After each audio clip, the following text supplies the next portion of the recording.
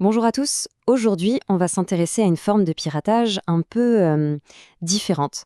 Non, on ne va pas parler de machines ou de réseaux.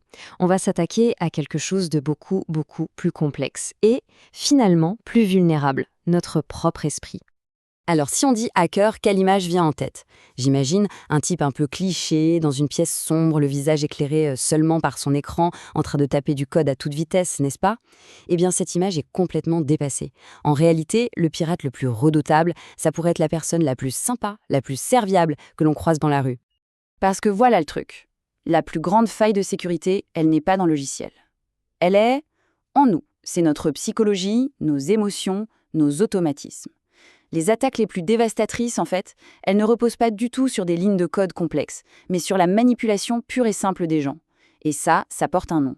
L'ingénierie sociale. L'ingénierie sociale, qu'est-ce que c'est concrètement? Eh bien, c'est tout simplement l'art de manipuler quelqu'un pour lui faire faire quelque chose ou lui soutirer des infos confidentielles. Et attention, ce n'est pas juste un petit mensonge par-ci par-là, c'est une vraie discipline avec ses techniques, ses stratégies. Et le plus fou, c'est que bien souvent, l'attaquant n'a même pas besoin d'être face à sa victime. Bon, assez de théorie. On va voir maintenant comment tout ça se met en place dans la vraie vie. Plongeons dans un cas d'école, une étude de cas assez parlante. Ça paraît dingue, non? Vider un compte en banque avec un simple coup de fil après avoir piqué un sac, et pourtant, c'est une arnaque bien réelle tirée du livre Social Engineering. On y voit des attaquants obtenir le code PIN d'une carte bancaire en quelques minutes à peine. Comment? En jouant sur deux leviers surpuissants, la panique et la confiance. Alors, regardons le mécanisme de plus près. C'est brillant, dans le genre machiavélique. L'attaquant ne fait pas que voler le sac, ça c'est juste le début. En fait, il crée le problème pour ensuite se présenter comme la solution miracle. La victime, évidemment, est en plein stress, en panique, et c'est là qu'elle baisse sa garde. Et puis, il y a ce coup de fil au prétendu service d'assistance, avec les bruits de bureau en fond, ça c'est la touche qui rend le tout crédible. Du coup, quand on lui demande de taper son code PIN pour vérifier son identité, ça semble être une procédure normale, logique. Sauf que c'est la dernière étape du piège qui se referme. La question c'est, mais comment est-ce que ça peut marcher un truc pareil?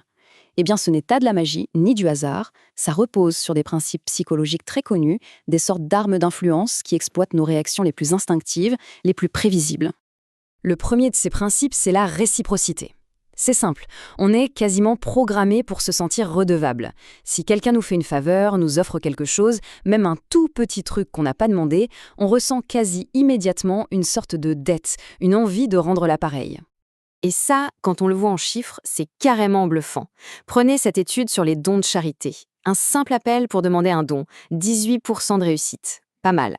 Mais si, avec cet appel, on envoie un petit cadeau non sollicité, genre des étiquettes avec une adresse, eh bien le taux de réussite grimpe à 35%. Il a presque doublé, juste à cause de ce petit cadeau qui crée un énorme sentiment d'obligation.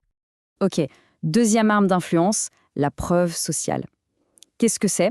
C'est notre tendance naturelle, quand on ne sait pas quoi faire, à regarder ce que font les autres. On se dit que si tout le monde agit d'une certaine manière, c'est que c'est probablement la bonne chose à faire. C'est un raccourci mental super efficace, mais qui peut aussi nous rendre très vulnérables. L'exemple le plus connu, et il est assez drôle, c'est cette vieille expérience filmée en caméra cachée. On met une personne lambda dans un ascenseur avec un groupe de complices. Et à un moment, tous les complices se retournent d'un coup pour faire face au mur du fond.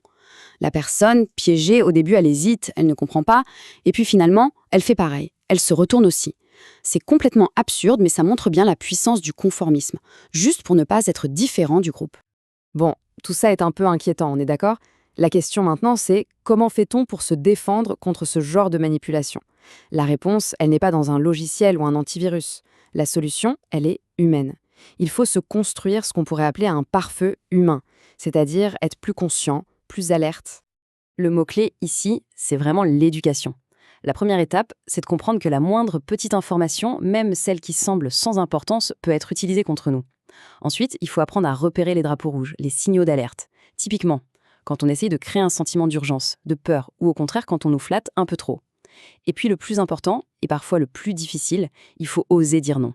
Un simple « désolé, je ne peux pas communiquer cette information » peut suffire à court-circuiter une attaque. Et bien sûr, la base de la base, garder ses logiciels à jour, ça reste essentiel. Et tout ça nous ramène à cette idée centrale, cette sorte de devise, la sécurité par l'éducation. Parce qu'au final, il n'y a aucun antivirus, aucun pare-feu, aussi sophistiqué soit-il, qui pourra remplacer un esprit critique et bien informé. La meilleure défense contre le hacking humain, c'est de savoir comment il fonctionne. C'est la connaissance qui est et qui restera toujours notre meilleur bouclier.